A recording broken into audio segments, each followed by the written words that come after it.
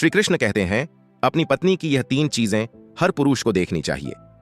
जय श्री कृष्ण। दोस्तों, स्वागत है आपका अपने चैनल अर्चना प्राइम में। दोस्तों, आज की जो कहानी है वो बहुत ही ज्ञानवर्धक और बहुत ही मोटिवेशनल है।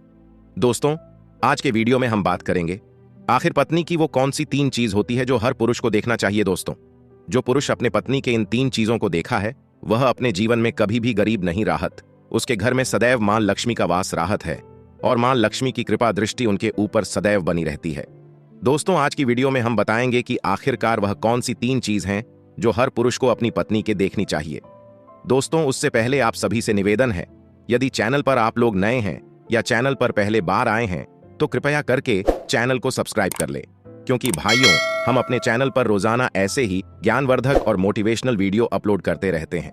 चलिए तो दोस्तों, शुरू करते हैं आज की इस प्यारी सी वीडियो और इस कहानी से जानते हैं कि पत्नी की वह कौन सी 3 चीज है जो हर पुरुष को अपनी पत्नी की देखनी चाहिए। दोस्तों, एक बार की बात है, किसी गांव में एक आदमी रहा करता था। दोस्तों, वह आदमी अपनी पत्नी से बहुत परेशान था, क्योंकि उसकी पत्नी अपने पति से बात बात पर लड़ाई झगड़ा करती थी। उसके घर में एकदम कंगाली छ गई थी। खाने के लिए घर में ना ही कोई डेन थे, ना ही पीने के लिए पानी और ना ही पहनने के लिए वस्त्र। दोस्तों, रोज रोज के इस क्लेश से वह पुरुष अपनी पत्नी से परेशान हो गया था। दोस्तों, एक दिन की बात है, वह आदमी अपने घर से जंगल की तरफ निकाल जाता है। दोस्तों, जंगल में जाते जाते उसे आदमी को एक साधु से मुलाकात होती है। तब वह आदमी उससे साधु के पास बैठ जाता है और वहां पर बैठकर रण लगता है।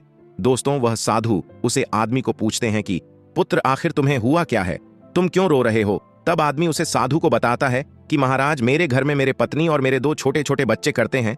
मेरी पत्नी मेरी कोई बात नहीं मानती है, बात बात पर मुझे लड़ाई झगड़ा करती है, जिसकी वजह से मेरा एक छोटा सा बिजनेस था वह भी बैंड हो गया और अब हम घर में डेन के लिए मोहताज हैं। हमारे घर में खाने के लिए कुछ भी नहीं है, पीने के लिए पानी नहीं है और पहनने के लिए वस्त्र नहीं है। लेकिन मैं अपनी पत्नी को समझता हूं कि लड़ाई झगड़ा ना करें, इसके बावजूद भी वह घर में रोज लड़ाई झगड़ा करती है।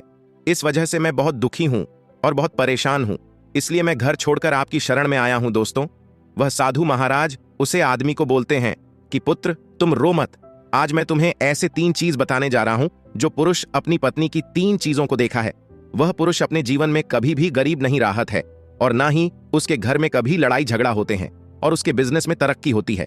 दोस्तों, तो वह साधु महाराज उसे आदमी को बताते हैं कि मैं तुम्हें जो बातें बताने जा रहा हूं उन 3 चीजों को गांठ बंद लो। तब आदमी उसे साधु महाराज की बातें बहुत जोर से सुनता है और साधु महाराज से बोलना है कि प्रभु, आप मुझे जल्द से जल्द बताइए वह कौन से 3 चीज है जो हर पुरुष को अपने पत्नी की देखनी चाहिए। दोस्तों, तब वह साधु महाराज उसे आदमी को एक कहानी सुनते हैं। तो चलिए दोस्तों, गुरुजी से ही सुनते हैं इस कहानी के बड़े में। दोस्तों, किसी नगर में एक सेठ रहा करता था। उसे सेठ का बहुत बड़ा व्यापार था। उसके घर में सेठ और उसकी पत्नी करते थे। उसे सेठ और सेठानी में आपस में बहुत प्रेम था। उनके घर में कभी भी लड़ाई झगड़ा, किसी प्रकार का कोई अंधा क्लेश नहीं होता था। इसलिए उसके घर में सदैव मां लक्ष्मी का वास राहत था और उनके बिजनेस में दिन दुगनी रात चौगुनी तरक्की होती थी। उन सेठ सेठानी में इतना प्रेम था कि आसपास के लोग उनके इस प्रेम को देखकर जल जय करते थे। दोस्तों, सेठ और सेठानी के इस प्रेम की मिसल हर गांव वाले देते थे।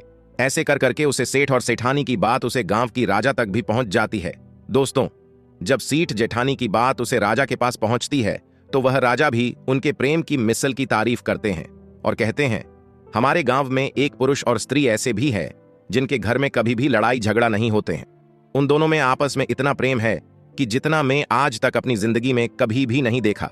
दोस्तों, एक बार की बात है, वह राजा पूरे नगर में ढिंढोरा पिटवाते हैं और कहते, इस राज्य में जितने भी लोग हैं वो सभी लोग अपने अपने घर में दिया जलाकर रखेंगे। तब राजा की रानी अपने राजा से पूछते हैं कि महाराज, आखिरकार आप सभी के घर में दिया क्यों जलवा रहे हैं। राजा रानी की बात सुनकर रानी को बोलते हैं कि दीपक प्रेम की निशानी होती है। जिसके घर में दीपक जलता है उसके घर में सदैव ही प्रेम बना राहत है और मैं चाहता हूं कि जो प्रेम सेठ और सेठानी के बीच में है वही प्रेम हमारे इस नगर में, हमारे इस राज्य में हर पति और पत्नी के बीच में हो। इसलिए मैं हर घर में दीपक झालना चाहता हूं। दोस्तों, राजा की एक पूरे नगर में ढिंढोरा पीटते हैं और बोलते हैं सभी के घर में दीपक रात भर जलना चाहिए। दोस्तों, राजा की बात मानकर सभी नगरवासी अपने अपने घर में दिया जलते हैं। लेकिन जैसे ही आधी रात होती है सभी के घर के दीपक बुझ जाते हैं, लेकिन उससे सीठ और सेठ हनी के घर की दीपक कभी भी नहीं बुझाता है, क्योंकि दोस्तों, दीपक प्रेम की निशानी होती है और जो सेठानी थी वह अपने घर की दीपक को सदैव जलाए रखती थी, जिससे सेठ और सेठानी का प्रेम बरकरार रहे। लेकिन दोस्तों जो सेठानी थी वह अपनी मनमानी कम करती थी। उसका जो मां करता था वह वही कम करती थी। लेकिन सेठ को इस बात से कभी भी कोई दिक्कत नहीं होती थी, क्योंकि सेठ बहुत समझदार था। वह सोचता था कि यदि मैं अपनी पत्नी को रोक टोक करूंगा तो घर में बेवजह ही लड़ाई झगड़ा होंगे। दोस्तों, इसीलिए सेठ सेठानी की कई चीजों को और कई बटन को अनदेखा करता था। वह सेठ इसलिए अनदेखा करता था ताकि पति पत्नी में वह प्रेम व्यवहार बना रहे। एक दिन की बात है दोस्तों, राजा और रानी अपने छत के ऊपर खड़े होकर अपने नगर का नजर देख रहे थे। और वह राजा और रानी देखते हैं कि उनके पूरे राज्य में अंधेरा था, लेकिन सिर्फ एक सेठ और सेठानी का ही गांव का घर था जहां दीपक जल रहा था। दोस्तों, तब राजा रानी से बोलना है कि देखो सेठ और सेठानी में कितना प्रेम है। सभी के घरों का दीपक बुझ गया है, लेकिन सेठ और सेठानी के घर का दीपक अभी भी जल रहा है। इसका मतलब यह है कि सेठ और सेठानी में बहुत ही ज्यादा प्रेम है। तब रानी अपनी राजा से बोलती है कि महाराज, सेठ और सेठानी में जो भी प्रेम है वो इसलिए है क्योंकि सेठानी समझदार है, इसलिए सेठ के घर में प्रेम है। दोस्तों, जब राजा रानी की बात सुनता है तब राजा बोलना है कि नहीं महारानी, यहां पर सेठ ज्यादा समझदार है, इसलिए उनके घर में कभी भी लड़ाई झगड़ा नहीं होती है। दोस्तों, रानी बोलती है कि सेठानी समझदार है, राजा बोलते हैं कि नहीं, सेठ समझदार है। दोस्तों, सेठ और सेठानी की बात को लेकर राजा और रानी में बहस होने लगा। तब राजा बोलना है कि देखो, हमें बहस करने की जरूर नहीं है, क्यों ना हम दोनों उनका एक परीक्षा ले, परीक्षा में जो पास होगा वही समझदार होगा। राजा और रानी अपने बात से सहमत हो गए और उन दोनों की परीक्षा के लिए तैयार हो जाती है। दोस्तों, तब राजा अपने महल में जाता है और अपनी दासी को बुलट है और वह अपने दासी से बोलना है उसे सेठ के पास जो प्रश्न मैं तुमसे बोल रहा हूं वह तुम सेठ को बोलना। वह दासी बोलती है ठीक है महाराज। फिर वह दासी राजा की बात सुनकर सेठ के पास जाती है। इस समय ही सेठ की पत्नी बाजार गई थी कुछ समाज लेने के लिए। दोस्तों, तो वह राजा की दासी सेठ से बोलती है कि सेठ जी, मैं राजमहल से आई हूं, राजा साहब ने मुझे भेजो है। दोस्तों, बस सेठ उसे दासी को बोलना है कि बताइए मैं आपकी क्या सेवा कर सकता हूं, आप बैठिए, मैं आपके लिए पानी लेकर आता हूं। तब वह दासी सेठ से बोलती है नहीं सेठ जी, मैं राजा की दासी हूं, बस आपके पास राजा के समाचार लेकर आई हूं। दोस्तों, तब वह सीट बोलना है कि ठीक है दासी, आप मुझे बताइए राजा साहब ने क्या समाचार भेजो है मेरे लिए। तो दोस्तों, वो दासी सेठ से बोलते हैं कि सेठ जी, राजा साहब ने मुझे ये बोले हैं यदि तुम अपनी पत्नी को छोड़ देते हो तो वह तुम्हें खूब सारे हीरे और जवाहर देंगे, तुम्हें राजमहल में एक अच्छे पोस्ट पर नौकरी भी देंगे। लेकिन सेठ राजी नहीं हुए। दूसरी बात, रानी ने राजा से बोला था कि नहीं, सेठ समझदार नहीं है, सेठानी समझदार है। दोस्तों, सेठ और सेठानी के बटन को लेकर राजा और रानी में फिर से कहा सनी होने लगी। तब रानी राजा से बोलती है कि तुमने सेठ की परीक्षा ली है, मैं भी सेठानी की परीक्षा लेना चाहती हूं, तब इससे बात क्लियर हो जाएगा कि सेठ और सेठानी में कौन ज्यादा समझदार है। तो वह राजा रानी को आदेश देता है कि प्रिया, तुम भी एक बार सेठानी की परीक्षा ले लो। तब रानी अपने राजमहल से एक दास को उस सेठानी के पास भेज दिया और अपने दास से बोलती है कि जो मैं तुम्हें बोल रही हूं यह सारी चीज जाकर उससे थानी को बोलना। तब राजा का दास उससे थानी के पास जाता है। इधर से सेठ अपने कम के सिलसिले में कहानी बाहर गया हुआ था, घर पर सेठानी ही अकेली थी। दोस्तों, दास मौका देखकर उससे थानी के पास पहुंचता है और सेठानी से बोलना है कि सेठानी जी, मैं राजमहल से आया हूं, मुझे रानी साहिब ने भेजो है। दोस्तों, तब वह सेठानी बोलती है ठीक है बताइए किस लिए तुम्हें रानी साहब मेरे पास भेजो है। दोस्तों, तब वह दास सेठानी से बोलना है कि रानी साहिब ने बोला है कि यदि तुम अपने पति को छोड़ दोगी तो वह बहुत सारे हीरे जवाहरात देंगे, और अगर तुम अपने पति को मार दोगी तो वह तुम्हें अपने राज्य का आधा हिस्सा दे देंगे। दोस्तों, दास की बात सुनकर सेठानी तैयार हो जाती है और कहती है ठीक है, यदि रानी साहिब राज्य की आधा हिस्सा मुझे देगी तो मैं अपने पति को मार दूंगी। दोस्तों, तब उसे राजा का दास उसे सेठानी से बोलना है कि मुझे कैसे पता चलेगा कि तुमने सेठ जी को मार दिया है।